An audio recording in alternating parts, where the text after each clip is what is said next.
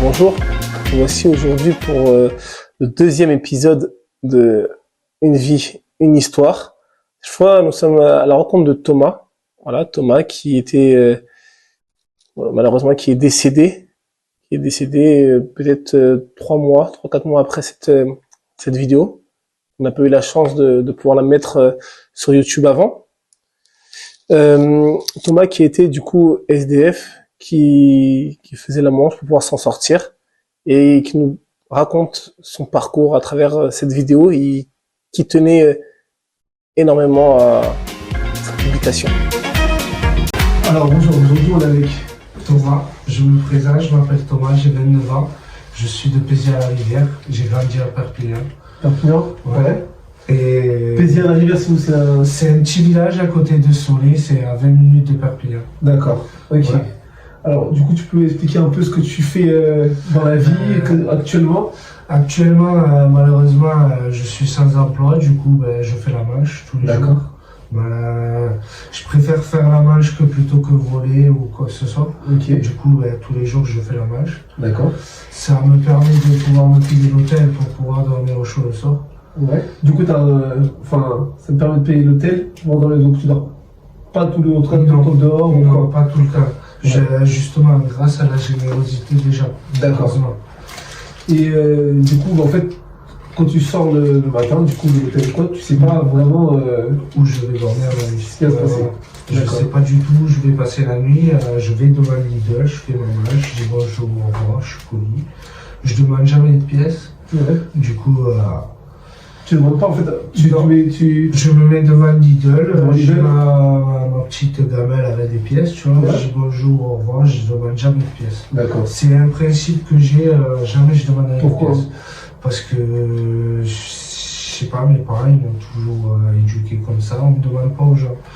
On dit bonjour, au revoir, si les gens ont la générosité. Les gens le savent. Si les gens ont la générosité de te donner, faut pas obliger une personne à te donner. Si une personne te donne, ça vient d'ici. D'accord. Du coup, voilà, on dit bonjour, au revoir, et c'est les personnes qui choisissent s'ils te donnent une pièce ou pas. D'accord. En fait, tu les incites pas à donner vraiment. Ils le savent donner, voilà, ils savent, vu que je fais la manche, ils savent la situation.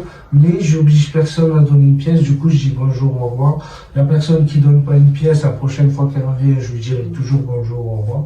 Ça, j'ai du respect pour tout le monde. Okay. Et puis rien qu'un bonjour, ça fait plaisir. C'est vrai, c'est vrai.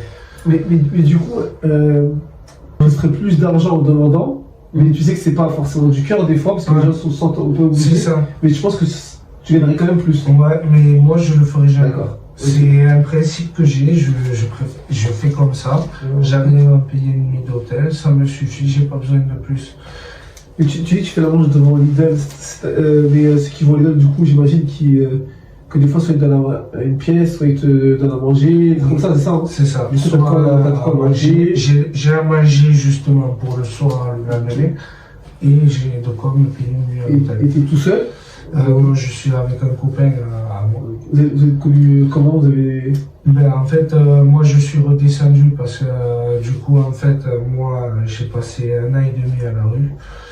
Et de là, j'ai une personne qui m'a vu à la rue, qui m'a proposé un travail. Okay. Du coup, je suis parti travailler 4 mois dans l'hôtel où on est. Okay. Du coup, j'ai travaillé en réceptionniste pendant 4 mois. Mon contrat s'est fini puisque j'étais juste là en tant que saisonnier pour faire la saison d'été. Ouais. Mon contrat s'est fini, du coup j'avais mon appartement, j'avais tout. Et j'ai rencontré une personne ici en tant que réceptionniste, des Polonais, qui travaillent dans le bardage. Et ils habitent dans le Vaucluse, à côté d'Avignon. Okay. Du coup, un week-end, il m'a proposé d'aller le voir. Je suis parti le voir.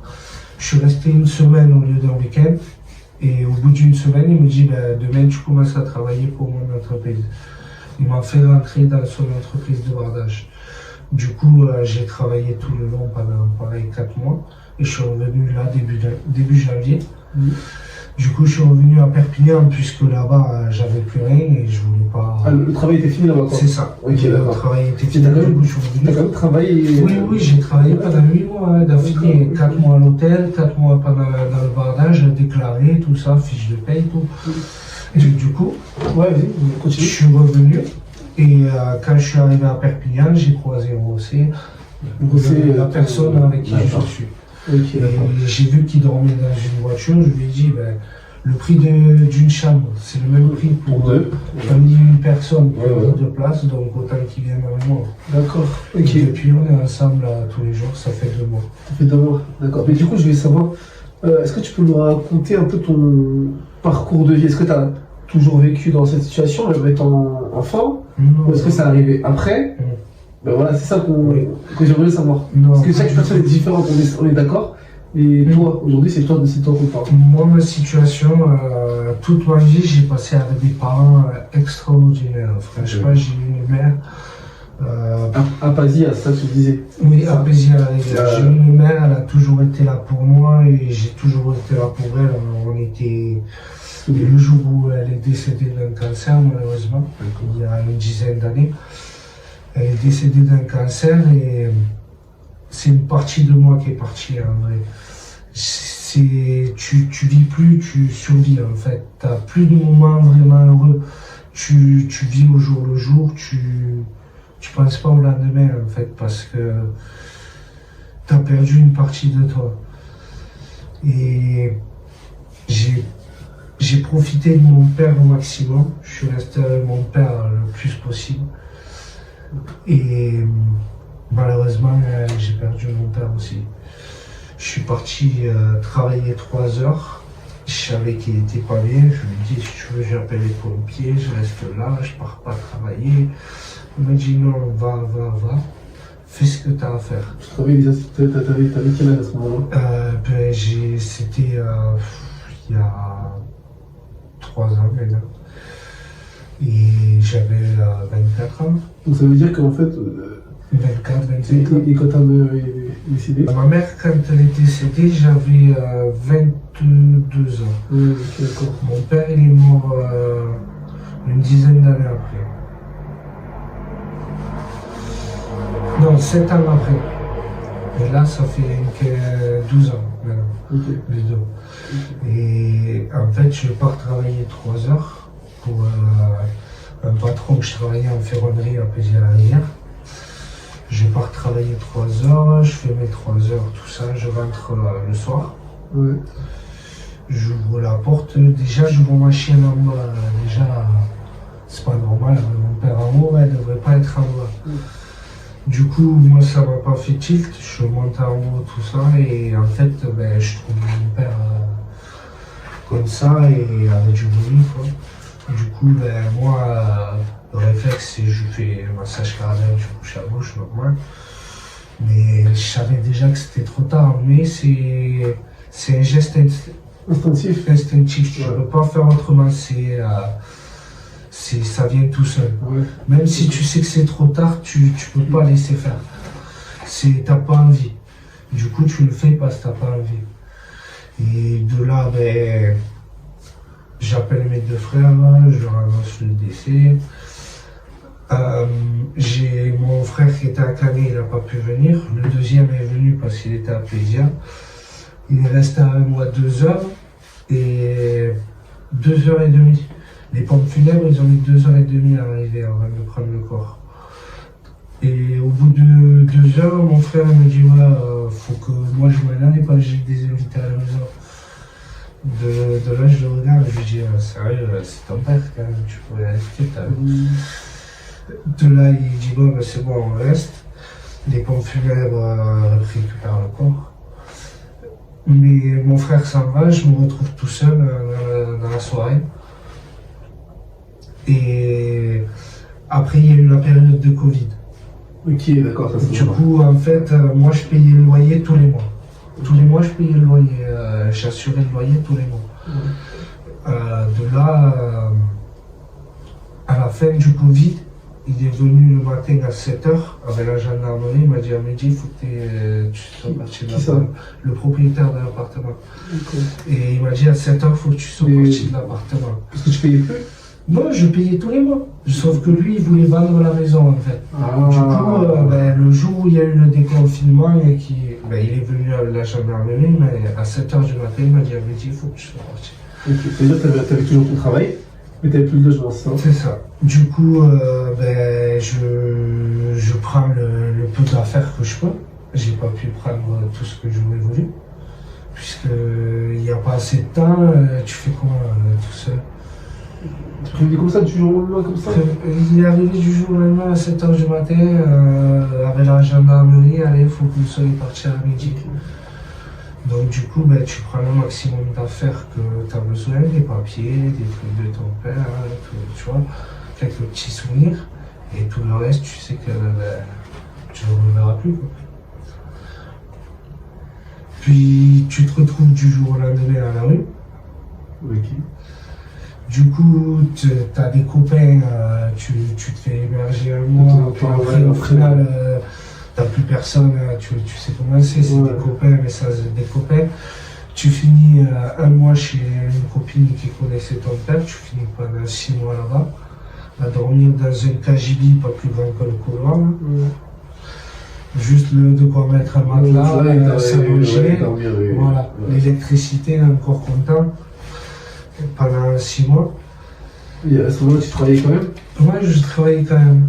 Pas tous les jours, parce qu'il n'y avait pas tous les jours. Mais ok, puis c'était au black, c'était black. D'accord, oui, voilà, c'est ça le défaut. Oui, d'accord. En ferronnerie.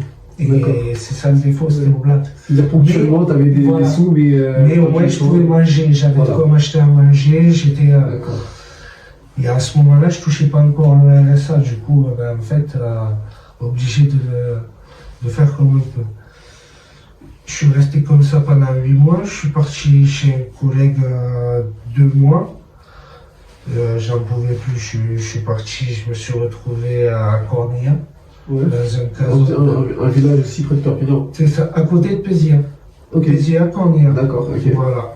Et je me suis retrouvé à Cornilla dans un casotte de Gary. Tu vois, là, avec les champs de vigne et tout, un casotte dehors. D'accord. On était 4. On est resté pendant 3-4 mois là-bas. Au bout de 3-4 mois, je suis parti avec un autre collègue à moi. On s'est séparés des 2 autres. Du coup, on a commencé à faire la manche au Lidl l'été. Ok. Du coup, je commençais à faire la manche. Je faisais la manche tous les jours. Les clients me voyaient. J'avais des clients. Et tu dormais là-bas aussi?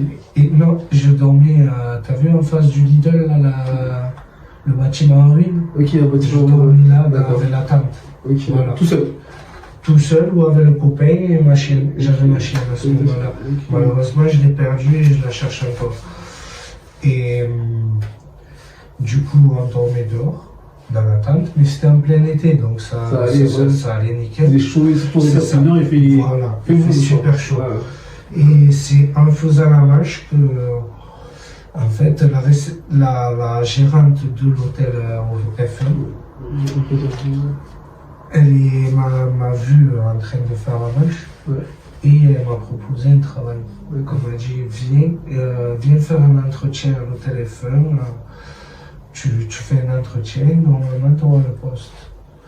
J'y suis allé, bien habillé, tout ça. Pour te dire, c'est les clients qui m'ont payé les déos, qui m'ont payé les habits, qui m'ont tout payé. Parce que les clients, je leur disais, j'ai une offre d'emploi, mais ils m'ont dit, t'as besoin de quoi? D'un déo, d'un shampoing, de ça, d'un nouveau t-shirt, des habits propres.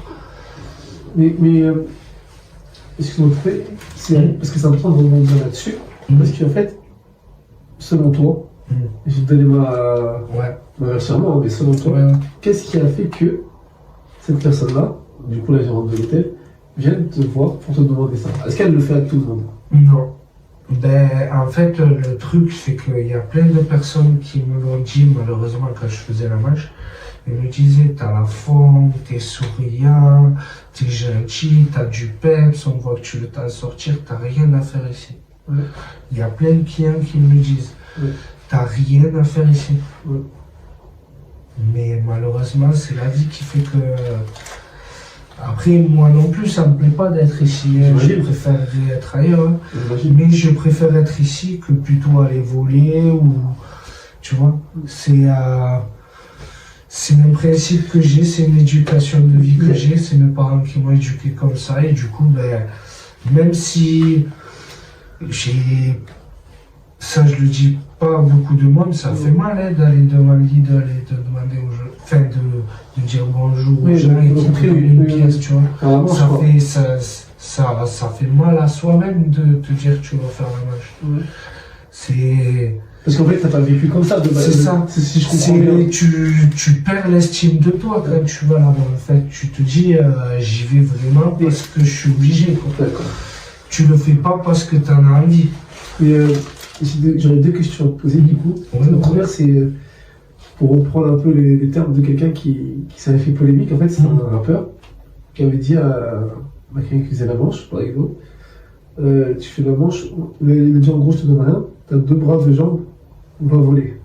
Tu vois ce que je veux dire? Mais ça, je trouve que ça, tu vois, c'est justement complètement débile. Parce qu'une personne déjà qui fait la manche, elle est déjà à deux doigts. Tu vois, parce que moi, je te le dis, je m'en bats, hein, des fois ça m'arrive, hein, je me dis putain, ouais, tu fais ça, et ça t'évite de passer 2 jours ici, tu vois. Ouais. Mais je préfère quand même passer 2 jours ici. Mais une personne qui te dit ça, mais ça va te motiver à le faire. Justement, déjà la personne, elle est là, elle a pas envie d'être là. Ouais. Elle a pas envie. Après, tu es là, tu dis bonjour aux gens, tu es souriant parce que tu as la politesse. Même si tu es à la rue, tu as quand même un respect, tu as quand même une éducation. C'est pas parce que tu es à la rue que tu n'as pas d'éducation. Ouais. C'est une éducation, tu l'as à ton enfance. Ça veut dire que même si tu arrives à la rue, tu as quand même une éducation. Oui, une éducation. Tu vois, ça veut dire que le respect, tu l'as toujours. Tu vois, il y a plein de gens au Lidl qui te disent pas bonjour, c'est pas pour ça que je dis, ouais, toi t'es un connard. Ou... Voilà, tu vois, bon, après là c'est toi. Non, tu laisses passer, ça devient une habitude, tu le laisses passer et ça te touche même plus. Même les gens qui te disent, ouais, tu devrais aller travailler, nanani, nanana. Mais en vérité, nous, si on pourrait travailler, on serait pas là, quoi. Si on avait la chance d'avoir un travail, on serait pas ici. Moi, j'ai eu la chance d'avoir un travail pendant 8 mois, on m'a pas vu. Quand je suis revenu au leader, on m'a dit, qu'est-ce que tu fais ici? Je fais, j'ai plus de travail, j'ai pas eu la chance de continuer. Mais pendant 8 mois, je suis parti, et plus personne m'a vu. Et pourtant, je faisais la manche tous les jours au leader. Tous les jours, les caissières me voyaient, tous les jours. Tout le monde, même toi, tu m'as bien vu. C'était tous les jours, j'étais là. Du lundi au dimanche. Et du jour au lendemain, fini. Parce que j'ai eu un travail. Du coup, dès qu'on a l'opportunité d'avoir un travail, on y va. Et pourtant, quand j'ai commencé à travailler à l'hôtel, je dormais encore dehors. Ouais, t'as donné ta chance. Donc en fait, je dormais dehors le matin pour être présentable. Tu te touches à l'eau froide. À l'eau froide, faut être présentable pour les clients. T'as un pot de gel, mais tu fais ça sans miroir. Tu marches, tu essayes de faire doucement pour pas arriver avec la transpiration.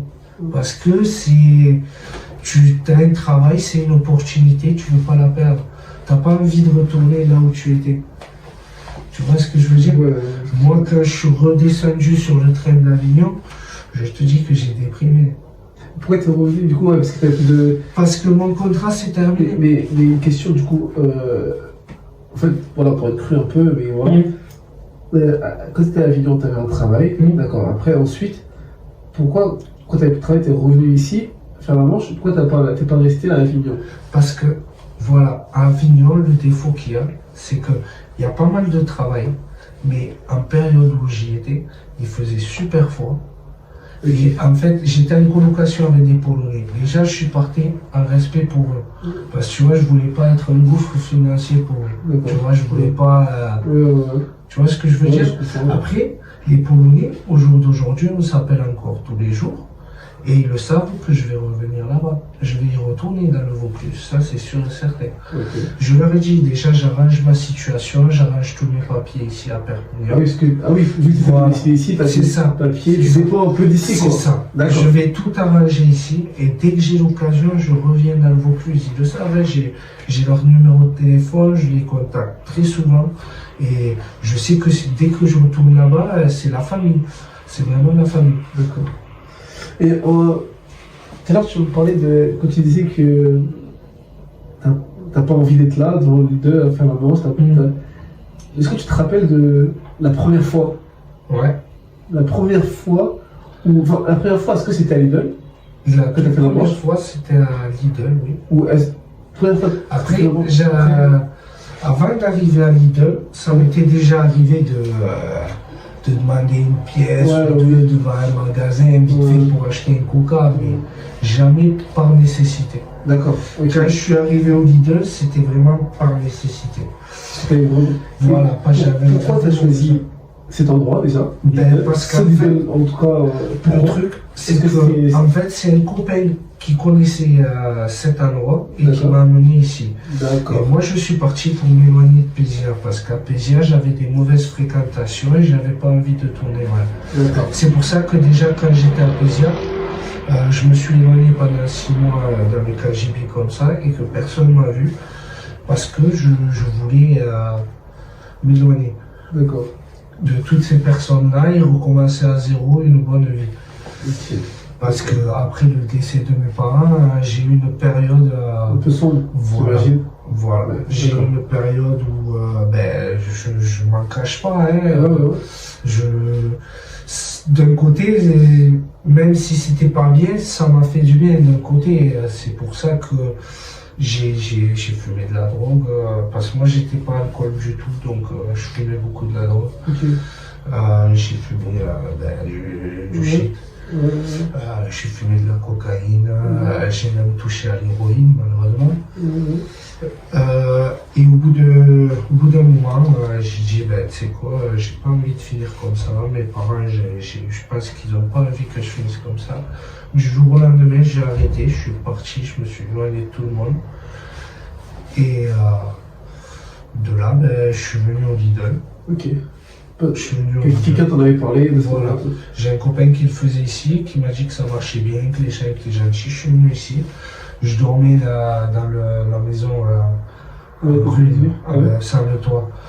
Je dormais avec la tente dedans, abrité du vent, tout ça, de la pluie, quoi que ce soit.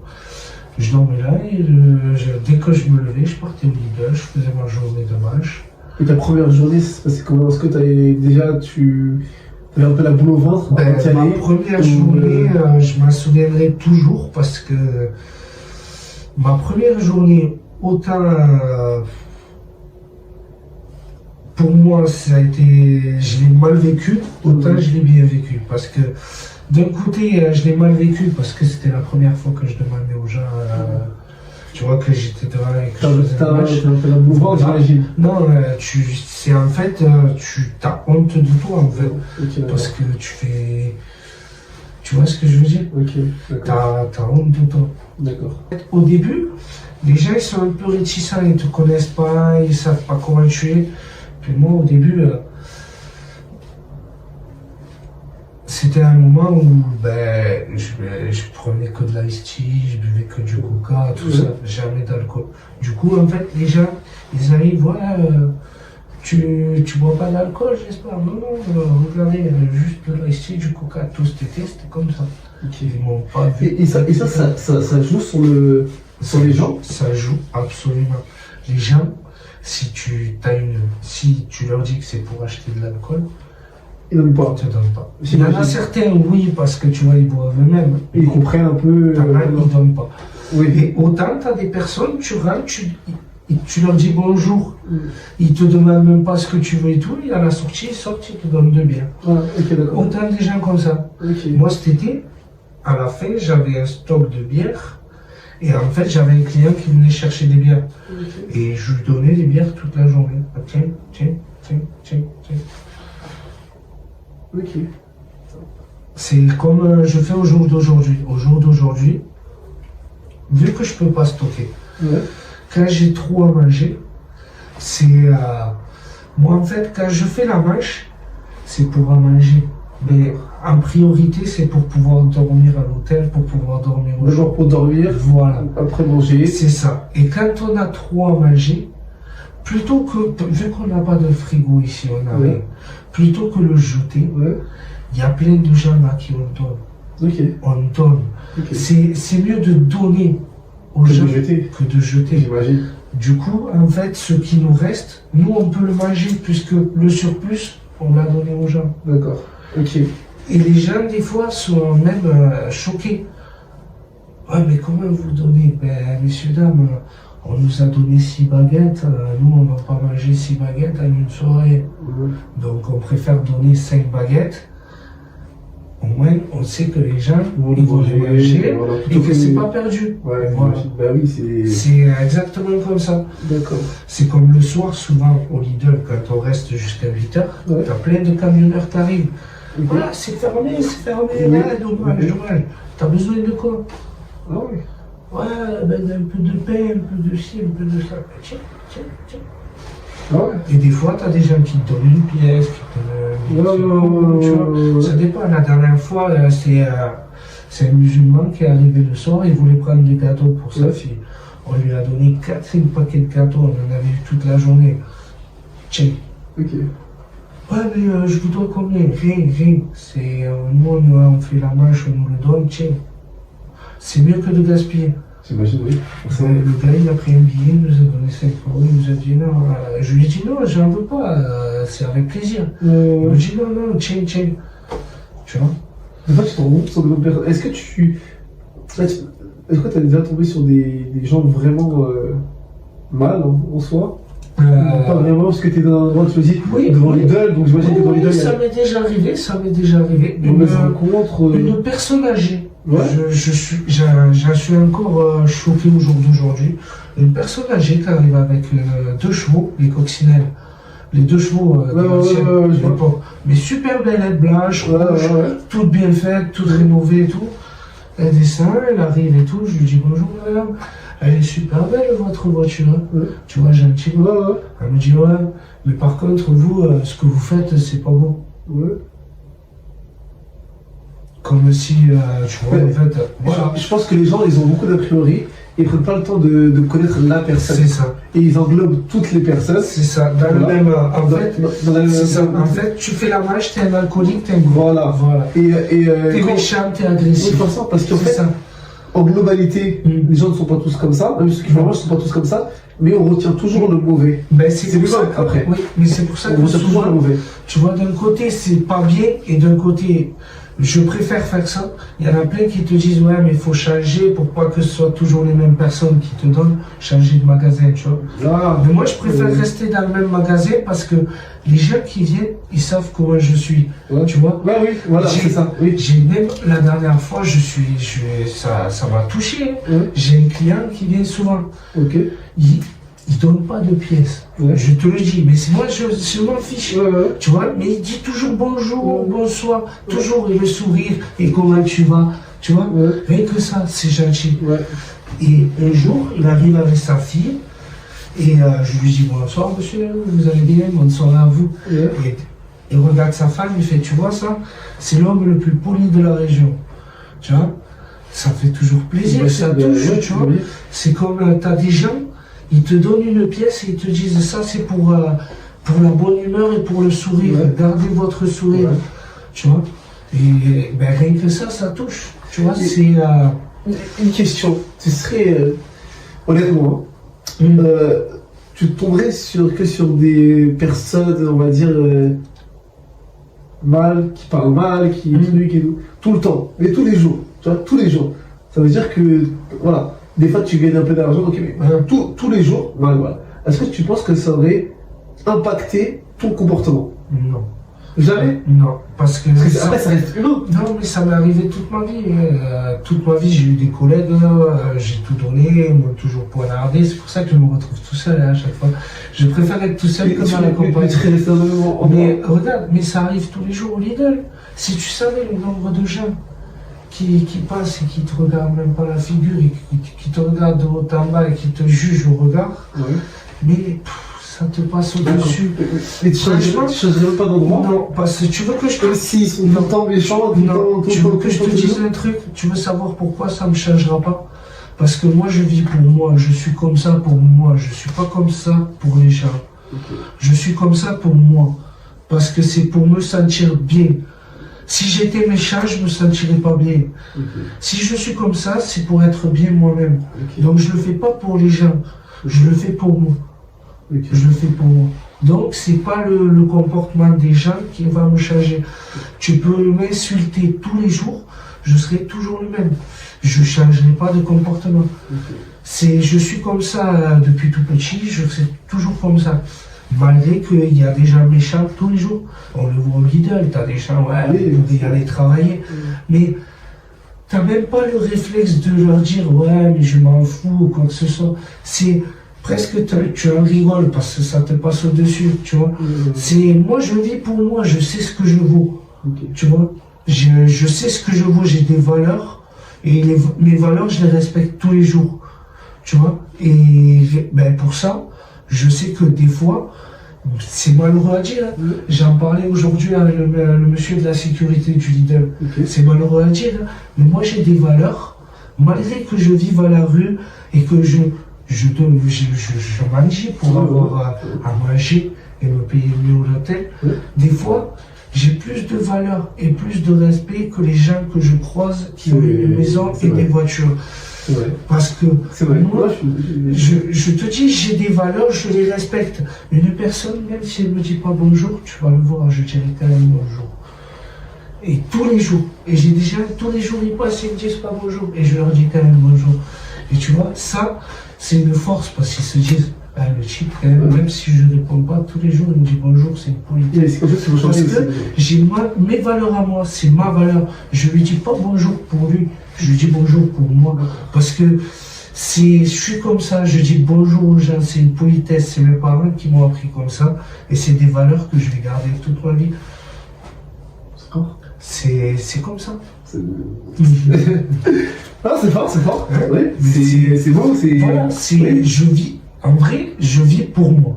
Après, heureusement, je mange et j'arrive à dormir le soir grâce à la bonté des gens. Mais, tu vois, tu as des gens, ils te disent, va travailler, fais ci, fais ça. Si j'avais l'occasion, je le ferais. Mais c'est pas des gens comme ça qui vont me changer. Je vis pour moi, je vis pas pour les gens.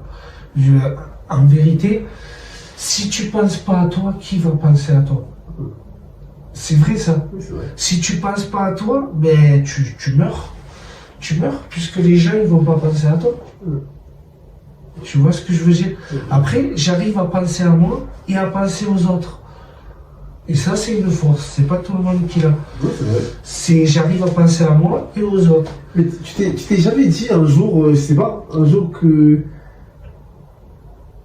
tu veux faire, je sais pas, des idées mauvaises qui passent par la tête Non, ça m'arrive, hein, j'y pense. Hein, voilà, c'est ça, une pensée, voilà. Tu vois, la chance que j'ai eue, et ça, je la remercie là où elle est, c'est que j'ai la force de caractère de ma mère et de ma grand-mère. Ça veut dire que même moi, je sais pas comment je suis encore debout au jour d'aujourd'hui. Même moi, je me demande comment j'arrive à passer une journée. Parce que dans ma tête, malgré que j'arrive à m'exprimer bien, je parle bien, j'ai des idées, dans ma tête, c'est le cafouillis, c'est un vrac. Je suis là, mais sans être là. Parce que c'est comme je t'expliquais tout à l'heure, quand j'ai perdu ma mère, j'ai perdu une partie de moi. Et 7 ans après, j'ai perdu mon père. Je ne me suis pas remis du premier décès, que j'ai eu le deuxième. Et en fait, j'ai une autre partie de moi qui est partie. Et ce qui fait qu'au jour d'aujourd'hui, je vis au jour le jour, tu vois. Et pour moi, j'appelle plus ça vivre. C'est malheureux à dire, mais j'appelle plus ça vivre, j'appelle ça survivre. Tu vois, je passe de bons moments, tout ça, mais depuis... et ça, j'avais pas parlé à beaucoup. Il y a personne qui le sait. Depuis le décès de mes deux parents, j'ai pas vécu de moment malheureux. Tu vois? Je vis au jour le jour, tu vas me voir rigoler parce que je suis comme ça, c'est un masque que j'ai. Je ne montre pas ma tristesse aux gens. Pourtant, là, je t'en parle. Tu vois, quand je parle de mes parents, j'ai des frissons, j'ai des tristesses, je suis au bord des larmes. Je suis au bord des larmes. Mais je ne montre pas ma tristesse aux gens. Je suis comme ça. Je suis dur Et j'ai pas envie que les gens ils me voient pas Dieu. Tu vois, je montre pas ma tristesse aux gens parce que sinon les gens c'est ouais mais qu'est-ce qui va pas, nanani. J'ai pas envie. Je préfère que les gens ils me voient souriant, heureux, tu vois. Mais à l'intérieur c'est pas la même. Mais tu vois, je suis souriant tous les jours parce que c'est une éducation de mes parents. Je suis comme ça, je préfère rire que pleurer. Pleurer ça sert à rien. Rire, tu vois, ça t'apporte des bons moments, tu passes de bons moments. Pleurer, ça sert à rien, c'est une perte d'énergie. C'est là, c'est pareil. C'est une perte de temps, et le temps, il est précieux. Parce que moi, après le décès de mes parents, ma mère est morte à 51 ans et mon père avait 61 ans. Ils sont morts très jeunes. Du coup, en fait, leur décès m'a appris deux ou trois leçons. La première leçon, c'est tout ce que tu crois avoir acquis dans ta vie et que tu penses que tu vas l'avoir pour toujours, ça peut partir du jour au lendemain. Tes parents, tu te dis pas qu'ils vont mourir. Ouais. Tu te dis que tu vas les avoir Ouais, tu penses pas quoi. Tu te dis pas qu'ils vont mourir. Tu te dis pas qu'ils vont mourir à 51 ou à 61 ans. Tu te dis qu'ils vont mourir à 80, 90 ans. Tu vois. De là, déjà, première leçon. Ça t'apprend que rien n'est acquis et que tout ce que tu tiens, il faut en profiter au maximum parce que ça peut partir à tout moment. Tu vois. La deuxième leçon, c'est que ça t'apprend que la vie elle va vite. Donc profite. Te prive pas d'une chose, te prive pas de ci. Si t'as envie de ci, fais ci. Si t'as envie de ça, fais ça. Même si des fois c'est mal, tu vois. Là, des fois tu vas avoir envie de fumer un pétard, tu vas avoir envie de boire une bière. D'un côté c'est mal, mais non c'est pas mal. Parce que profite, la vie ça va vite. Tu sais, t'as déjà, ils vont te dire ouais mais bois pas trop, tu peux mourir d'un cancer du foie. T'as déjà, ils te disent fume pas, tu peux mourir d'un cancer de poumon. Mais messieurs, dames, en traversant la route, vous pouvez vous faire écraser, du jour au lendemain, tu peux mourir. Si tu te prives toute ta vie, une fois que t'es mort, t'as quoi? T'as que des regrets. Tu te dis, ben, j'ai pas fait ci, j'ai pas fait ça, j'ai pas fait ci, j'ai pas fait ça. Et moi, après le décès de mes parents, je me suis dit, je me prive de rien. Si j'ai envie d'une chose, je le fais. J'ai plein de copains. Moi, tu vois, dans le sucre, je mets 10 sucres. 10 morceaux de sucre dans un café. Dans un café. C'est beaucoup. T'as la peine de dire, ouais, tu vas finir diabétique. Le sel, pareil, je mets beaucoup de sel. Mais, laissez-moi tranquille. C'est le moment présent. Je vis le moment présent. Le futur, je sais pas de quoi il est fait. Tu penses vraiment pas à demain, quoi. C'est ça, le futur, je sais pas de quoi il est fait. Donc, je préfère profiter du moment présent à 100% que me dire, ouais, ben, je vais faire un avenir que s'il faut le lendemain, je prends un accident de voiture et j'ai plus d'avenir. Mais alors... l'avenir est trop rapide. Mais du coup, pourquoi, comme tu m'as dit tout à l'heure, tu étais dans le... Voilà, quand tu étais à PSIA, tu m'as dit que tu prenais des drogues et tout, et tout, et qu'après tu as arrêté, du coup. Mais du coup, si tu l'as fait, c'est que tu avais envie, mais non, c'est les circonstances qui ont fait que. Non, c'est ça justement, c'est ça le défaut. C'est que, justement, pour la première fois de ma vie, à chaque fois, je te le dis clairement, à chaque fois que j'ai pris de la drogue, parce que je le cache pas, je fume du shit. Mais, à chaque fois que je fume de la drogue, je sais pourquoi je le fume. Le shit, je sais pourquoi je le fume. Tu vois, je le fume parce que ça me fait du bien, tu vois, mais je ne suis pas dépendant. Tu vois, c'est pas la cigarette, pourquoi tu la fumes? Parce que ton cerveau est obligé à la fumer. Un pétard, tu as le plaisir de le fumer. Et si tu n'en fumes pas tous les jours, tu n'es pas dépendant. Tu vois ce que je veux dire?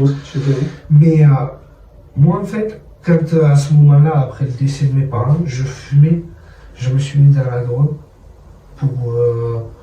pour oublier la tristesse, voilà. J'avais, en fait, c'est dur à dire, j'avais pas parlé à beaucoup de personnes après le décès de ma mère, parce que je l'ai vue pendant un an malade. Et je l'ai vue pendant un an, elle avait du cancer, elle était malade, et au bout de 6 mois, on savait qu'elle était condamnée. Du coup, je me suis forgé une carapace autour du cœur, tu vois. Ok. Le jour où elle est décédée, bien sûr, j'ai pleuré tout ce que tu veux, toutes les larmes de mon corps. Mais pendant un moment, je m'en voulais parce que je ressentais plus d'émotion, tu vois. J'avais plus de tristesse, j'avais plus rien. Ça veut dire, je me mettais avec une fille en couple, je l'aimais pas, c'était juste une habitude en fait. D'accord. Tu vois, j'avais plus d'émotion, j'avais plus rien. Du coup, en fait, je me suis mis à fumer parce que j'étais tellement triste que je ressentais plus d'émotion, je ressentais qu'une émotion, la tristesse. Et je me suis mis à fumer pour oublier ça, pour me l'enlever. Mais ça me l'a pas enlevé. Ça me l'a pas enlevé du tout. C'est pour ça qu'au bout d'un moment, je me suis arrêté du jour au lendemain, je me suis éloigné de tout. Et je suis parti. D'accord. Mais là, aujourd'hui, quand tu te sens... Aujourd'hui, aujourd'hui, en ce moment, par rapport à ça, par rapport à quand tu disais les émotions, tu ressens... Pour moi, tu vois, intérieurement, je me sens bien, je suis bien. Après, je te dis pas que j'ai quand même une part de tristesse. Oui, c'est sûr. Elle partira jamais. C'est une part qui est là et je vis avec. Ouais. Elle partira jamais. Mais moi-même, je me sens bien. Je me sens pas mal, je me sens pas mal dans ma peau, je me sens bien. Okay. Malgré que je suis revenu faire la manche et tout, je me sens bien tous les jours. Parce que tu es en accord avec toi-même aussi. Parce que je suis en accord avec mes valeurs. Donc du coup, du moment que je suis en accord avec mes valeurs, je peux être que bien avec moi-même. D'accord, c'est vrai. Tu vois ce que je veux dire? Je comprends cette... Je vais savoir aussi une question. Du coup, j'imagine, comme tu disais que par rapport au travail, il y en a qui disent travail et tout ça, tu peux pas. T'as déjà essayé d'aller dans des endroits pour travailler et tout, juste manger des recalages. Ouais. Pourquoi? En fait, ils te donnent des raisons. J'ai été au forum de l'emploi, le dernier qui s'est passé. J'ai envoyé des CV. Malheureusement, j'ai pas eu de retour pour l'instant. J'ai envoyé des CV un peu partout. Et les 3/4 du temps, les employeurs, à part quand c'est du travail dans les champs, parce que c'est de la cueillette de légumes, où ils s'en foutent d'où tu vis. Ils s'en foutent. Mais bon, c'est du travail. Je l'ai fait pendant 10 ans et c'est pas le top. Et à part eux, tous les autres, il faut. Tu vois ce que je veux dire? C'est comme, regarde, au moment où je me suis retrouvé à la rue, j'ai fait mes papiers du RSA, tu vois. J'ai touché mon RSA. J'ai tout fait pour avoir un appartement. Même à un privé, j'ai fait une demande de logements sociaux, ça fait déjà 4 ans, j'en ai toujours pas eu. C'est un dossier CAO qui m'a donné un logement social, mais c'est une association privée. Ok. Mais pendant 2 ans, je voulais prendre un appartement. Sauf que, pas ma mère, pas mon père, pas de cautionnaire. Donc pas de cautionnaire au cas où que... Pas de cautionnaire, pas de personne te prend. T'as beau avoir le RSA, des garanties bancaires, tout ce que tu veux, personne te prend. T'as pas de cautionnaire. Le RSA, du coup, comment ça se passe, tu l'as toujours? Non, là, en ce moment, vu que j'ai travaillé, en fait, là, le défaut, en fait, je suis revenu pour ça. Parce que, en même temps, ça va me permettre de régler ça pour remonter là-haut. Parce qu'en fait, ils m'ont bloqué, le conseil départemental m'ont bloqué mes droits RSA. Parce que vu que j'ai travaillé pendant 8 mois, je me suis... Après aussi, c'est un peu ma faute, mais j'avais pas de téléphone. Je travaillais du lundi au samedi à l'hôtel. Des fois, je travaillais de nuit, des fois le matin, des fois l'après-midi. Tu changes d'horaire, donc... Je m'actualisais pas pour l'emploi. Okay. Ah oui. Le conseil départemental m'a bloqué mes droits à ça. D'accord. Du coup, là, il faut que je me réinscrive à Pôle emploi, que je leur envoie ça, comme quoi je suis bien réinscrit, que je suis un demandeur d'emploi, et ils me redébloquent mes droits à ça. D'accord. Et ça prend du temps, j'imagine. Ça prend du temps. Ok, d'accord. Et j'avais dit, t'avais des frères? Oui, 2. Et t'es pas en contact? Ils connaissent ta situation? Alors, c'est un peu compliqué. Depuis que ça s'est passé, je vais t'en parler, tu vois, c'est un peu compliqué. Alors, j'ai 2 frères. Après le décès de mon père, j'ai appelé les 2, je leur ai dit que mon père était décédé et tout ça. Les deux, ouais, t'inquiète pas, si tu te retrouves à la rue, on t'amènera, on te fera venir chez nous, nanana. Voilà. Du coup, on fait l'enterrement, tout ça, il y a les 3 mois de Covid, confinement. Fin des 3 mois, je me fais virer. Et je me retrouve à la rue, puisque aucun des deux m'a logé. Ok. Les deux m'appellent, soi-disant, s'inquiètent, mais les deux sont dans un appart et les deux ne me prennent pas. D'accord. Voilà. Ok. Du coup, moi, là, maintenant, je suis très familier, tu vois. Moi, j'ai un cœur, il est énorme, hein, la vérité. Hein. Même ma mère, elle me disait, t'as trop de cœur. Mon père, pareil, il me disait, t'es trop beau. J'ai un cœur, il est énorme. Mais, tu vois, ils m'ont tellement fait de trucs, parce que je vais t'expliquer un autre truc après qu'ils m'ont fait, et ça, j'en ai pas parlé à beaucoup de monde. Et pour te dire que je leur pardonne beaucoup, hein, parce que je leur ai reparlé après ça. Hein. Et après le décès de mon père, ils m'ont laissé comme ça, et je leur parle encore au jour d'aujourd'hui, mais on n'est pas comme ça, quoi. Ouais, Ils font leur vie, je suis parti à Avignon et je leur ai rien dit. Okay. Je suis parti, je les ai pas prévenus. Je les ai appelés, j'ai fait un Facebook au bout de 4 mois et je leur ai donné un numéro. Okay. Ouais, t'es où? Ben, je suis à Avignon, ça fait 4 mois. Comment t'es parti? Ben, je suis parti parce que je suis parti, je fais ma vie. C'est comme ça. Et tu vois, je suis trop gentil. Et encore au jour d'aujourd'hui, malgré la rancœur que j'ai pour eux, parce que, tu vois, c'est dur à dire, hein, mais pour eux, j'ai de la haine. J'ai de la haine envers eux. Pour moi, c'est plus mes frères. J'ai de la haine envers eux et pour plusieurs raisons. J'ai de la haine et pour plusieurs raisons et justifiées. La première, mon frère qui arrive, je lui dis, mais papa il est mort, il est à la maison, il veut même pas monter le voir. Okay. Rien. Il veut se barrer avant que franchement, tout ça passe de des invités là, c'est pas vraiment. S'il te plaît. La deuxième, la toute première, hein, et celle-là, c'est celle qui me fait le plus mal et. T'es obligé d'en parler, hein? Non, je peux en parler, hein, mais au jour d'aujourd'hui, elle m'a encore en travers, et des fois j'en pleure et tout. Tu vois, le jour du décès de ma mère, ouais. Mes deux frères, ils sont partis la voir le matin. Tu vois, à 9h le matin. Ma mère, elle avait ressenti, tu vois, que c'était le dernier jour. Ouais. Et tu vois, elle dit à mes frères, je veux vous voir à tous. Tu vois. Ouais. Et du coup, entre midi et 2, mon frère, il rentre à Pézia. Et il était censé me récupérer l'après-midi. Mais il est parti sans moi. Tu vois. Désolé. Ouais, Désolé, j'en pleure encore au jour d'aujourd'hui. Parce que je te dis, ça, je peux pas l'oublier. En fait, ils sont partis sans moi. Et ce jour-là, le moment où j'ai vu ma mère, elle était déjà morte. Okay. En fait, du coup, j'ai pas pu lui dire une dernière fois, je t'aime, tu vas me manquer, je t'aime de toutes mes forces, tu vois. Malgré que tous les jours, j'allais la voir et tous les jours, je lui disais, je t'aime fort, maman, je t'aime fort. Elle savait, tu vois. Mais j'avais envie de lui dire une dernière fois. Et ils m'ont privé de ça et pour ça, je leur en voudrais toute ma vie. Tu vois.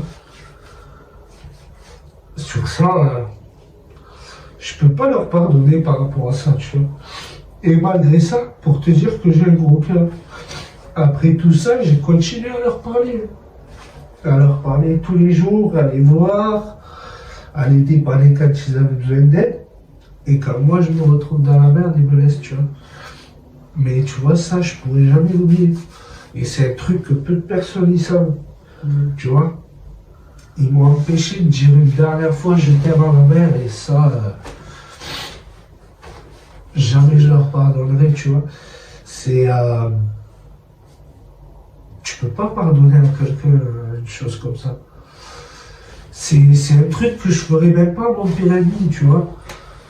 Tu vois ce que je veux dire? Ouais, je comprends. Tout le monde a le droit de dire au revoir une dernière fois aux gens qu'ils aiment, tu vois. Oui. Surtout que des trois, celui qui était le plus proche de ma mère, c'était moi. T'es le dernier? Ouais, je suis le dernier et mes frères, ils étaient jaloux par rapport à ça parce que ils n'ont pas la même mentalité que moi avec ma mère. On avait une... Ma mère, c'était tout pour moi. La première fois qu'elle a rencontré quelqu'un après mon père, elle m'en a parlé à moi en premier, pas à mes frères. Moi, je lui ai dit, tant que t'es heureuse, moi je suis heureux, vas-y. Mes frères, ils lui ont dit, ah non, moi je veux pas le voir, je m'en fous, je veux rien savoir. Voilà. Et pour ça, tu vois, je le rends. Oui, j'imagine. C'est. Forcément, oui. Voilà, c'est quelque chose, tu vois, je peux pas leur pardonner, tu vois. Et encore, pour te dire que j'ai trop un gros cœur et putain, des fois ça m'énerve, j'ai envie de me taper des fois moi-même. Le jour où ils sont en galère et qu'ils n'auront pas d'appart et que moi j'ai un appart, je vais les prendre chez moi. Je le sais très bien. Je le sais très bien. Ouais, c'est ta force, hein. Bah, je suis comme ça. C'est vrai, c'est ta force. Ouais, mais bon. Voilà, je vais. Ouais, mais c'est une force, mais d'un côté, des fois, tu te dis putain, je suis trop con. Ouais, je suis trop con. Tu vois? Et pour moi, c'est toi qui. Enfin, pour moi, t'es dans le vrai, quoi. Ouais, mais moi, je fonctionne avec ça, je fonctionne pas avec ça. Tu vois ce que je veux dire? Les gens, les trois quarts du temps, ils fonctionnent avec ça, ils pensent plus avec ça, ils pensent avec ça. Mais il faut penser avec ça. Le jour où tu penses avec ça, mais t'as tout gagné. T'as tout gagné. Et le jour où le monde entier pense avec ça, mais c'est fini, il n'y a plus de guerre, il n'y a plus de crise, il n'y a pas de famine, il n'y a plus rien. C'est ça qui manque dans le monde, des gens qui pensent comme ça. C'est vrai. Non, c'est vrai. En tout cas, ouais, quand je te vois, tu vois, ben voilà, sinon je t'ai vu. Ouais, tu dégages un truc, tu vois. La façon de parler, c'est pour ça que les gens viennent te voir plus facilement. Ben, je te dis, cet été, à force de le faire tous les jours et tout, les gens qui me voyaient me disaient, mais putain, va voir le Lidl, demande-leur de te payer, tu mets l'ambiance devant le Lidl. Je te jure, t'arrives, t'as le sourire. Tu vois? C'est comme il y en a d'autres, ils me disent, t'as le sourire, il est communicatif, tu souris, on ne peut pas ne pas te sourire, te faire la gueule, t'es obligé de sourire. Tu vois? Mais je suis comme ça. Malgré tout ce qui m'arrive, que des fois je dors dans la rue, que je dors mal, des fois je dors 1 heure, des fois je dors 1 heure dans la nuit. Le matin, j'arrive avec un sourire, bonjour tout le monde. Parce que les gens, il ne faut pas qu'ils voient que tu as dormi qu'1 heure. Tu vois ce que je veux dire? Faut que tu sois gentil, il faut que tu aies de l'énergie, il faut que tu aies du peps. Du moment que tu as de l'énergie, du peps, les gens, ils te voient motivé, ils te voient que tu bouges. Ils te voient pas assis comme ça, à rien faire, tu vois. Ils te voient bouger, ils te voient... Moi, j'ai des gens, ils s'espannent parce que, ben, tu vois, ouais, tu peux venir m'aider, j'ai la voiture qui démarre pas. Ben, vas-y, il n'y a pas de souci. Vas-y, on va t'aider. Ah, on me pousse à la voiture, ça m'est arrivé 3 ou 4 fois depuis que je fais la mâche. T'aides les gens pour le caddie, tu vois. Ah, j'ai pas de jetons, ben tenez, hop, une pièce, ou tenez, j'ai des jetons là que les gens ils laissent, tu vois. Et c'est des trucs comme ça, les gens ils te disent, ben, rien que ça fait tout. Mais moi c'est instinctif, je le fais pas pour une pièce, tu vois ce que je veux dire? Je le fais, mais normal. Quand je dis bonjour, j'ai des gens, des fois, tu vois, et ça me touche encore aujourd'hui, tu vois, parce que ça, j'arrive pas à m'y faire. Ils disent quoi, ils disent rien? C'est, j'ai pas de sous pour gérer, tu vois. Mais je te dis pas bonjour pour une pièce. Après, je te dis bonjour, c'est la politesse, c'est l'éducation des parents. C'est ce qu'on disait tout à l'heure. C'est que t'es pas le seul. Dans la globalité, les gens qui font ça, mais il y en a qui vont dire bonjour pour bonjour, c'est d'autres qui vont dire directement. Tu vois, donc après les gens ils ont la mauvaise habitude. Voilà, forcément. C'est ça. Mais en étant au Lidl tout le temps, les gens savent comment je suis. Les gens au début, quand ils te disent j'ai pas de pièces à la sortie, tu leur dis mais ne vous embêtez pas. Ah, je te jure, encore aujourd'hui, j'ai une dame. Et cette dame, à chaque fois, elle est trop gentille avec moi. La vérité, je l'aide comme je peux, mais elle est trop gentille avec moi à chaque fois. Moi, j'ai une pièce. Aujourd'hui, elle me dit, j'ai honte, j'ai que 50 centimes pour vous. Je la regarde, je lui dis, mais, madame, vous savez même pas avoir honte. Vous le savez très bien que rien qu'un bonjour, ça fait plaisir. Je lui dis, vous n'avez même pas à avoir honte, au contraire, vous devriez être fiers. Rien que de dire bonjour, c'est énorme. J'ai des gens qui me disent même pas bonjour. Tu vois ce que je veux dire? Rien qu'un bonjour. Mais nous, on ne demande même pas de pièces. Je te dis, même si on passe la journée au Lidl, je fais pas 1 euro. Je suis content. Je suis content. J'ai des gens qui m'ont dit bonjour, au revoir. J'ai discuté avec des gens. Parce qu'il y a des gens, tu discutes avec eux. T'as des gens, ils sont tellement habitués à te voir. Ouais, comment tu vas aujourd'hui, ça va? Tu vois, quand il fait froid, il fait froid en ce moment. Tu vois, j'ai des gens, ils m'amènent des habits quand il fait trop froid. Tu vois ce que je veux dire? C'est... Tu t'en fous de la pièce, c'est le contact avec les gens que tu cherches avant tout. Donc l'humain, il est pas mort, quoi. Voilà, c'est ça, c'est ça. C'est le contact avec les gens. Et j'en parle souvent avec des clients, et je m'espagne de plus en plus. Il y a de plus en plus de gens, quand tu leur dis bonjour, ils ont ce réflexe-là. Ouais. Comme s'ils sont plus habitués à ce que tu leur dises bonjour. Vrai, ouais. Ou qu'ils ont peur quand tu leur dis bonjour. Et ça fait peur au jour d'aujourd'hui. Un jour où tu dis bonjour à quelqu'un qui te regarde comme ça fait peur. Moi, je veux pas vivre dans un monde où tu dis bonjour, le gars il te regarde comme ça. C'est que tu vis dans un monde de merde. Bah, c'est ce qui arrive depuis, en vérité, depuis un moment. Moi, j'ai pas envie de vivre dans un monde. Moi, en fait, toute ma vie, j'ai grandi dans un village. Du coup, en fait, j'ai l'éducation d'un village. Dans un village, tu connais ton tout le monde se dit bonjour. Ouais. Tu dis bonjour, mais on te répond, on te dit bonjour, on discute avec toi. Du coup, même ici, j'ai la même éducation, tu vois, c'est l'éducation de village. Tu dis bonjour à tout le monde. Même les gens qui te répondent pas, qui sont pressés, tu comprends qu'ils sont pressés. Ouais. Du coup, ben, tu cherches pas à comprendre, mais la prochaine fois, tu dis quand même bonjour. C'est, tu vois ce que je veux dire? C'est une éducation. C'est deux. C'est ce qui fait, c'est ce qui fait que t'as eu des opportunités de travail. Que même que quand t'es devant le leader en train de faire la manche, ben, des gens qui viennent te proposer un poste. J'ai plein de gens qui m'ont dit, oui, c'est pas tout le monde. Non, mais même, j'ai plein de gens qui m'ont dit, j'ai vu des gens faire la manche, mais toi, c'est pas pareil. Ouais. Voilà, on m'a dit ça. C'est le truc, ouais. Toi, c'est pas pareil. Oui, c'est vrai. Alors que pourtant, moi, je fais la manche comme tout le monde, quoi. Non. Je lui dis bonjour, au revoir, tu vois ce que je veux dire? Déjà, pas tout le monde le fait. Pas tout le monde le fait. Ouais. Et après, c'est aussi le fait, c'est. Voilà, c'est peut-être de dire ça ou pas, mais c'est aussi le fait que tu t'exprimes bien. Tu vois, tu parles. Ah oui. Ça, français. Jamais mal. Non, plus même, jamais. Bien, non, mais je veux dire, bien. Ouais. Voilà, tu vois, on peut parler avec toi. Après. Et puis, si on parle avec toi, juste le fait. Rien que ça change, tu vois. Ben, c'est. Rien que ça change. Ouais. C'est mes parents qui m'ont appris comme ça, heureusement. Et j'en suis fier, tu vois, et ça me reste au jour d'aujourd'hui. C'est mes parents C'est mes parents qui m'ont éduqué comme ça et je reste comme ça parce que en fait, je sais qu'ils veulent que je sois comme ça. Ouais. Et pour te dire franchement, moi, je compte vraiment m'en sortir. Je ne veux pas faire ça. Parce que mes parents, tu vois, j'ai envie de les rendre fiers. Là, tu vois, pendant 8 mois, mais j'étais content de travailler parce que je sais que là-haut, ils me voient, tu vois, ils travaillent. Ils se disent putain, ils se bougent le cul, c'est fun. Tu vois, ils se démerdent tout seuls. Parce que, tu vois, la dernière phrase de ma mère à ma tante, c'est prends soin de toi, tu vois. Tu vois ce que je veux dire? Et moi, ben, je veux leur prouver que malgré qu'ils soient pas là, malgré que c'est dur, malgré que je pense à eux tous les jours et que c'est pas facile depuis qu'ils sont partis, parce que depuis qu'ils sont partis, ben,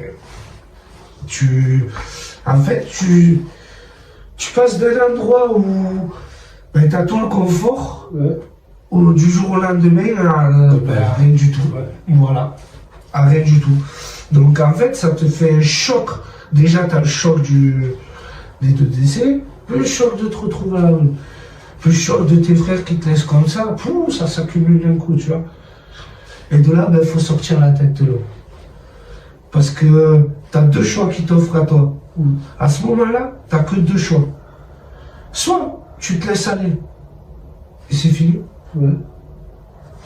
Et tu dis, bah, avec sa mère, Soit tu... je laisse la vie passer et il m'arrivera ce qui m'arrivera. Ouais. Soit tu te dis, ben, j'ai pas envie et bouge ton cul. T'as deux choix. Toi, tu te vois où déjà, ton objectif, tu m'as dit, c'est de partir de Perpignan pour retrouver... Ouais, pour retourner dans le focus, justement. Pour retourner voir un travail là-bas. Ben, en fait, j'étais en colocation avec eux, tu vois. Et pour moi, c'est la famille de sang, tu vois. Vraiment. Parce qu'ils m'ont plus aidé que ma famille. Hein, je vous le dis clairement. C'est ma famille de sang. C'est pour ça que quand je peux, je retourne là-haut. Je retourne là-haut. Là-haut, je sais qu'il y a du travail, tu vois. Moi, je suis redescendu parce que justement, le conseil départemental m'avait bloqué ma situation. Ouais. Je me suis retrouvé sans emploi. Pas derrière à ça, donc pas de quoi payer la moitié du loyer, payer à manger, tu vois. Je voulais pas être un poids, parce que pour moi, c'est la famille. Ouais. Du coup, je leur ai dit, ben, moi, je vais à Perpignan, je pars, je vais à Perpignan, je vais régler tous les papiers, tout ce qu'il faut, et dès que c'est fini, je reviens. Et tu t'appréhendais pas le fait de te dire que tu vas revenir à Perpignan sans domicile? Dans le train, je te jure que j'étais en panique. Je te jure que, en fait, sur le retour, j'étais en dépression. Tout le long du train, j'étais en dépression. Je me suis arrêté à la gare de Perpignan, j'étais en dépression. Et de là, je me dis, ben, qu'est-ce que je peux faire? Où c'est que je pourrais dormir? Je fais, ben, tu sais quoi, la seule solution? Je fais, il y a l'hôtel. Je sais combien vaut le prix de la chambre. Oui, parce que tu travaillais déjà ici, oui. Ben, le seul moyen, hein, pour faire des sous, tu connais, hein, retourne à Lidl.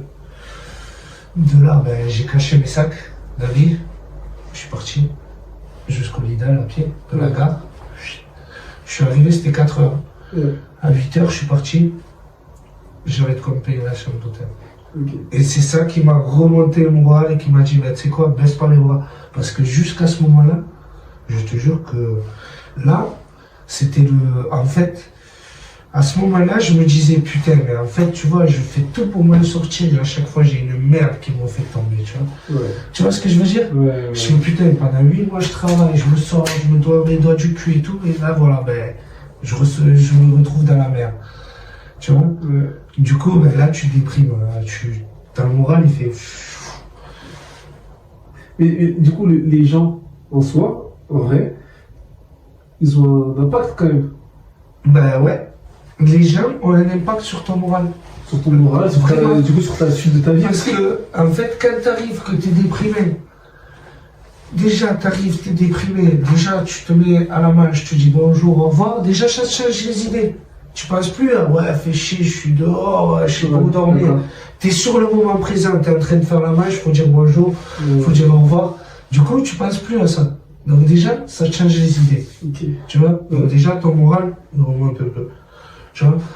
Puis, tu vois la gentillesse des gens. Tac, tac, tac, tac. Tu vois? Et là, tu te dis, putain, 32 € la chambre et j'ai 40 balles. Putain, les gens sont gentils, la vérité. De 4h à 8h, tu fais putain, en 4 heures, j'ai fait 40 balles. Et là, t'as le moral, il fait... Tu dis, allez, c'est bon, je baisse pas le bras, demain j'y retourne, je me repaye une chambre d'hôtel, comme ça je dors pas à la rue. Je vais faire tout ce qu'il faut pour trouver du taf, je vais refaire tous mes papiers. Tu vois ce que je veux dire? Ouais. Et là, ça te rebooste, tu vois. Mais quand on voit une personne devant un Lidl, faut se dire que comment tu vas lui parler, ne serait-ce que ce soit, faut se dire que ça dépend des jours. Autant il y a des jours, tu vas lui parler mal, tu vas lui dire, va travailler, là, et ça va lui passer là. Mais autant tu as des jours où il est déjà pas bien mentalement. Oui, du coup, il a le moral, il est déjà là. Ouais. Tu vois? Rien qu'une réflexion comme ça, mais tu l'achèves, le pauvre. Donc on a un impact considérable sur les gens. Un impact considérable. Sur les gens. Je te jure, quand tu as le moral au plus bas, et que tu as les gens, que tu vois la gentillesse, que tu as des gens qui discutent avec toi, que tu vois le sourire des gens, tu vois, quand tu dis bonjour, tu vois une personne te sourire, rien que déjà, ça fait tout. Ça remonte. Rien qu'un sourire, ça remonte. Tu te dis, ah, j'ai fait sourire une personne, putain. T'as déjà gagné quelque chose. Tu vois? Oui, je vois. Non, ce qui te remonte le plus le moral, mais pour moi, hein, le top du top, c'est les petits. Les petits, il n'y a rien de mieux. T'as le moral ici. Ouais. Tu vois un petit qui vient, qui est tout gentil, qui te donne un paquet de gâteaux, qui sourit comme ça, ou même pas qui te donne un truc, qui passe. Et tu lui dis bonjour comme ça, il te fait des signes comme ça, il sourit. Ah putain, t'as le moral, il fait tout. Il prend un coup d'énergie, attention.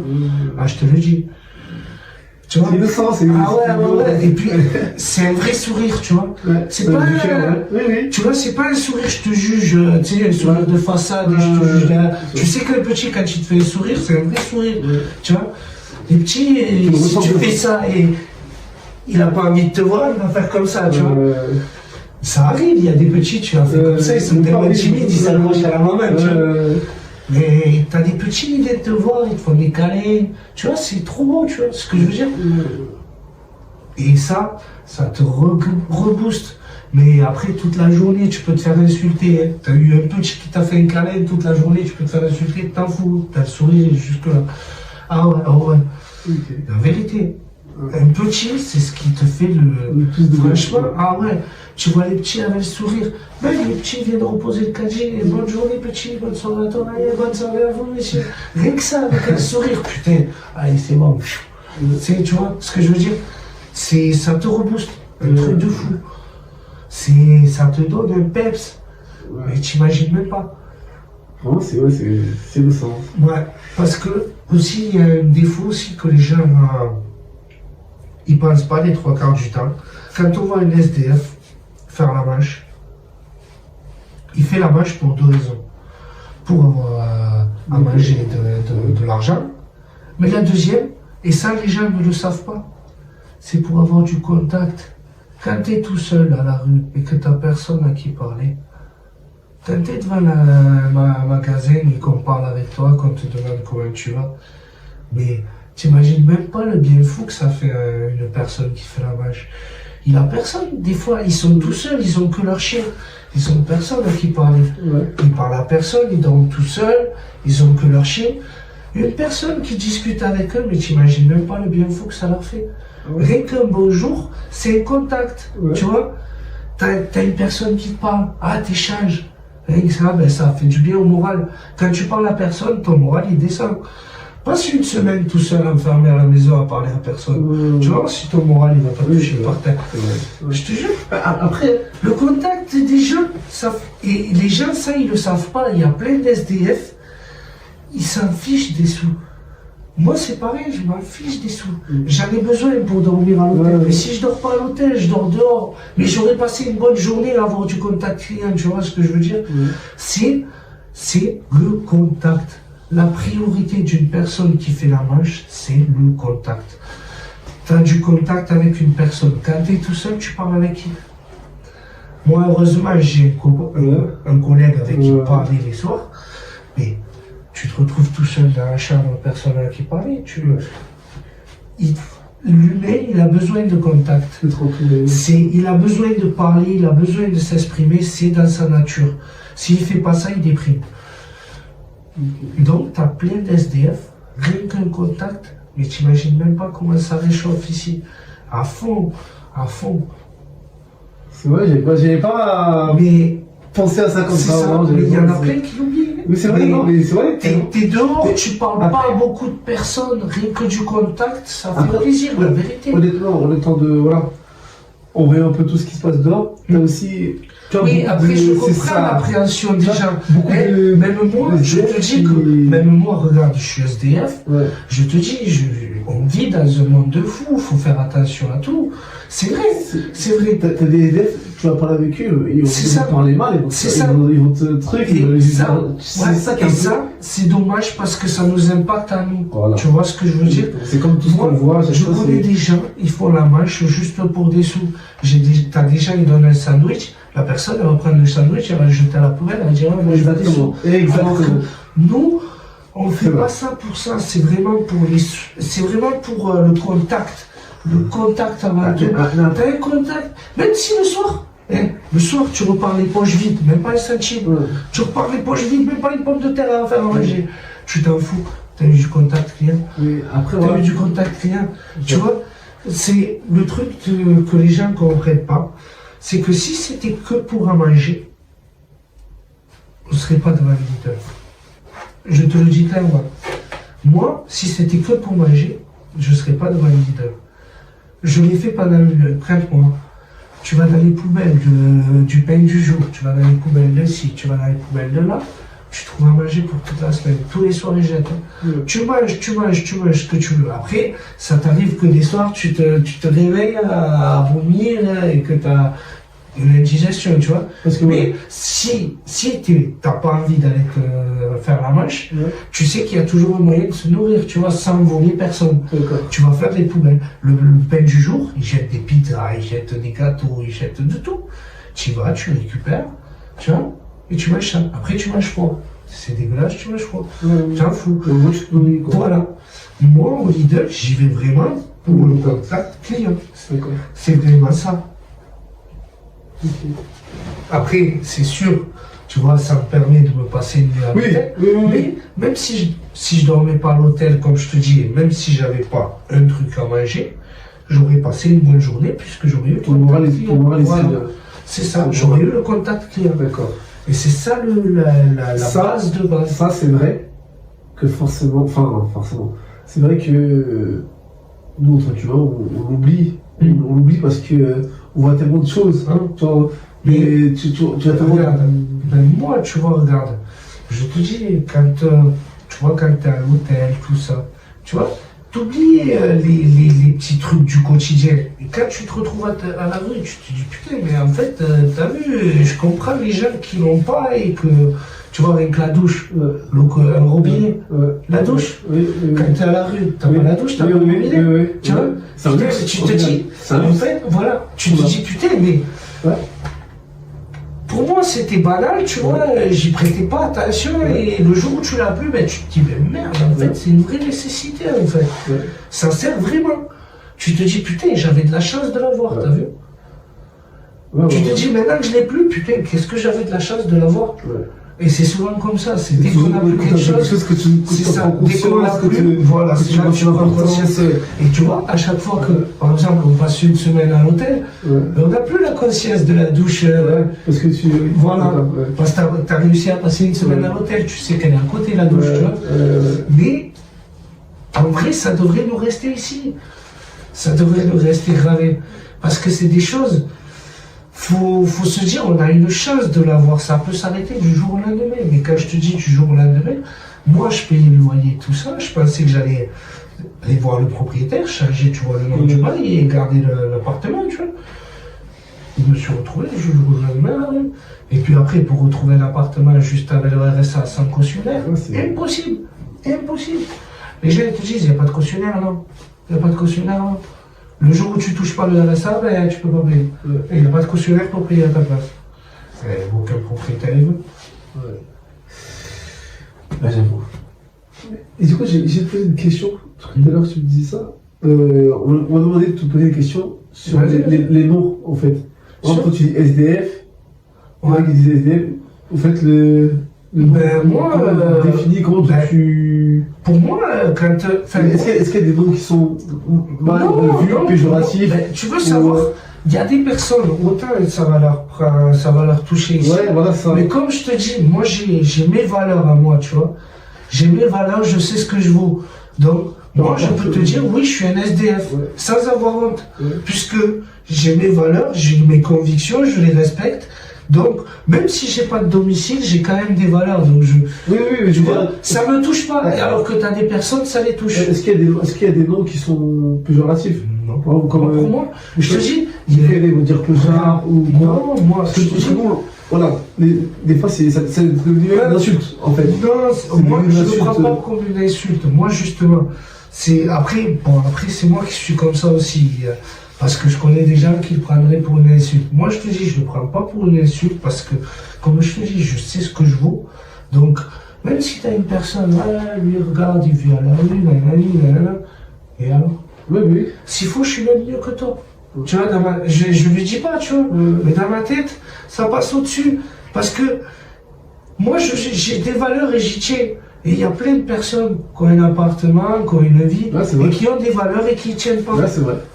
Moi, quand je me lève le matin, Tu vois, bon, là, je peux pas te dire, je me regarde à la glace, mais le matin, si je me regarde dans une glace, j'ai pas honte de me regarder, tu vois, parce que je sais ce que je fais, je sais pourquoi je le fais, tu vois, et je respecte mes convictions que j'ai depuis toujours.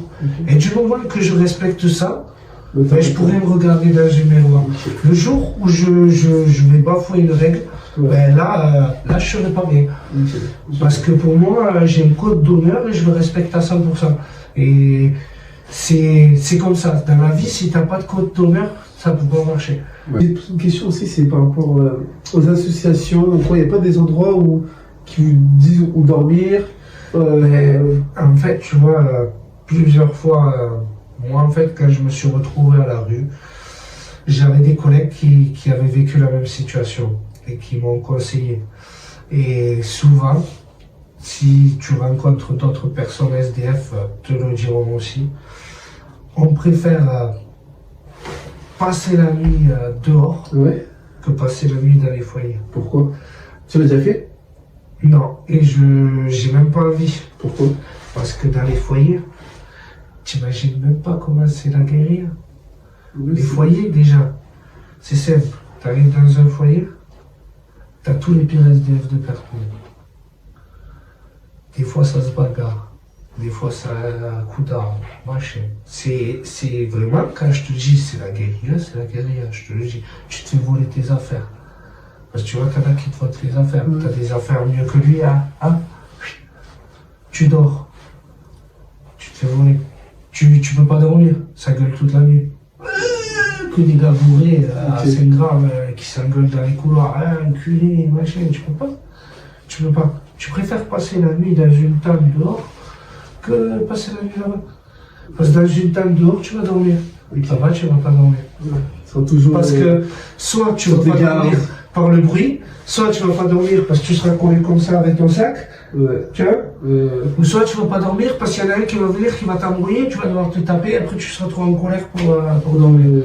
Tu vois ce que je veux dire? Ok, d'accord. C'est comme ça. Mais juste pour beaucoup savoir. de foyers. Mais juste pour savoir, ils sont jamais venus, ils viennent pas voir les SDF ou quoi. C'est à toi c'est à toi d'appeler le 115, mais c'est le 115 qui te trouve un foyer. Ok, d'accord. C'est à toi d'appeler. Eux, ils viennent pas te chercher. D'accord. C'est malheureux à dire, hein, mais si tu te bouges pas le cul, il y a personne qui vient te chercher. C'est comme ça. Ouais. Ok, d'accord. On a fait le tour. Franchement, merci de. Bah, avec plaisir. Je te l'avais dit que franchement, je le ferais avec plaisir. Ouais.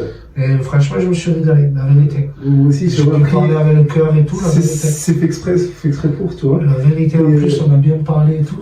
Moi, ça me fait du bien. Bon, avec moi, sans la vidéo, ça me fait du bien, moi, personnellement, parce que j'aime entendre ce que les gens ont dire. C'est pour ça que je fais ça, d'ailleurs. Puis même, voilà, t'aimes bien entendre les vécus, les histoires. Voilà. Parce que je me dis que derrière chaque généralité, derrière chaque généralité, il y a chaque personne qui sont différentes. Comme tu disais, tu vois, à force de trop globaliser, par exemple, les SDF, voilà, c'est ça. Et ben les gens, on dit directement, c'est ça, ils te mettent une étiquette. Voilà. Moi, j'aimerais que cette étiquette, en fait, c'est difficile, c'est peut-être infaisable, mais j'aimerais que maintenant, on arrive à dès qu'on voit quelqu'un, par exemple, d'une autre communauté, d'une autre, voilà, on arrive à pas mettre d'étiquette. C'est ça. L'étiquette du départ, on ne savait pas. C'est dommage. Directement. C'est dommage, hein. C'est dommage dans le monde parce qu'on a cette étiquette-là. Ouais. Mais je te jure, le jour où tu te retrouves à la rue, t'as pas d'étiquette. Parce que tu mets pas d'étiquette aux gens. C'est ça que je veux dire. Quand toi t'es au plus bas, tu mets pas d'étiquette aux gens. Tu vois ce que je veux dire? Tu penses? Mais moi je mets pas d'étiquette aux gens. Je juge pas les gens. Les gens quand ils arrivent, je dis bonjour, au revoir. Même les gens qui te répondent même pas, tu les juges pas. Pour te dire. Tu vois ce que je veux dire? Tu arrives à passer autre d'une étiquette. Pourquoi? Parce que justement, regarde, tu dis que t'as plus de problèmes que ça, t'as trop de problèmes. C'est pas ça, c'est que tu te dis. Moi, je suis dans une optique comme ça de vie et c'est une valeur que j'ai dans ma vie. C'est ça que je te dis. Et moi, c'est depuis toujours. Ça m'est déjà arrivé, hein, je te le cache pas dans ma vie, de mettre une étiquette et Oui, tout. oui, Tu je comprends, regrettes oui, après, je tu vois. comprends, oui. Mais moi, je suis dans une valeur que faut pas voir une personne avec L'extérieur. l'extérieur, Ouais. faut voir ce qu'il est. Tu vois, je te jure, des fois, j'ai des collègues qui faisaient la marche et tout. Ouais, les camionneurs étrangers, c'est tous des enculés, ils donnent pas une pièce, ils disent pas bonjour. Moi, les camionneurs étrangers, les trois quarts, je rigole avec eux. Quand ils me voient, ils ont le sourire. J'en ai plein qui me donnent 2 pièces. Je te jure, je vais jusqu'au camion, je les aide à décharger leur caddie, je ramène le caddie pour leur éviter de revenir jusqu'au Lidl. Ils me laissent la pièce du caddie, tu vois. Tu cries. Tu crées en fait. C'est, même si tu te comprends pas, tu arrives à. Pourtant, hein, la dernière fois, des Serbes qui sont arrivés. Des Serbes. Ouais. Ils arrivent, sourire et tout, commencent à rigoler. À la fin, ils sont sortis pareil, en rigolant et tout. Ciao, amigo, pote, à la prochaine. Tu vois, ils sont partis, ils nous ont laissé la pièce dans le caddie et tout. Alors que pourtant, tu vois, il y a d'autres gens, ils laissent même pas une pièce. Ouais, c'est vrai. Parce que c'est. Les gens, même différent de la barrière de langue, même s'il n'y a pas la barrière de la langue, que tu ne comprends pas, ils te voient à ton attitude. L'attitude, ça fait tout aussi, parce que le langage, ça fait quelque chose, mais l'attitude encore plus.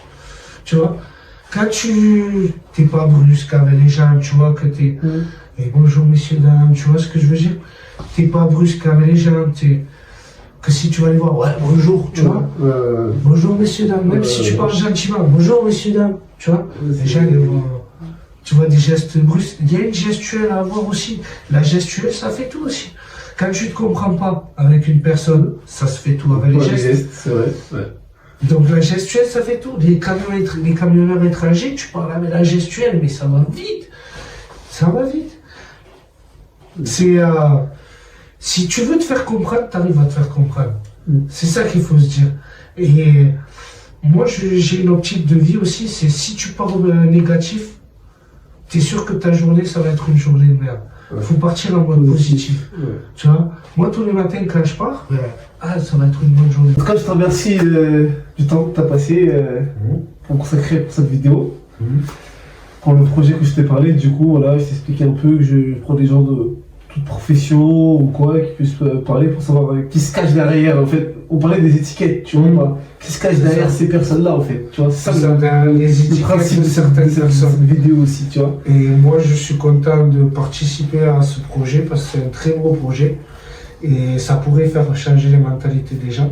Parce que malheureusement, au jour d'aujourd'hui, le défaut des étiquettes, il est encore trop présent dans notre monde. Et s'il y a d'autres personnes comme moi ou d'autres personnes dans une meilleure situation qui peuvent en parler, alors là, allez-y, parce que franchement, c'est un super beau projet. C'est un plaisir. Non, mais c'est super, c'est vraiment un très beau projet. C'est la première fois qu'on me propose un projet comme ça. Je te dis, j'ai 29 ans, ça fait 3 ans que je suis à la rue, c'est la première fois qu'on me propose un projet, une interview sur ma situation, de raconter mon histoire. C'est déjà, rien que ça, c'est touchant. C'est une personne qui veut se connaître ton histoire. Et ça, c'est pas tout le monde. Du coup, je t'en remercie. Je te remercie à toi.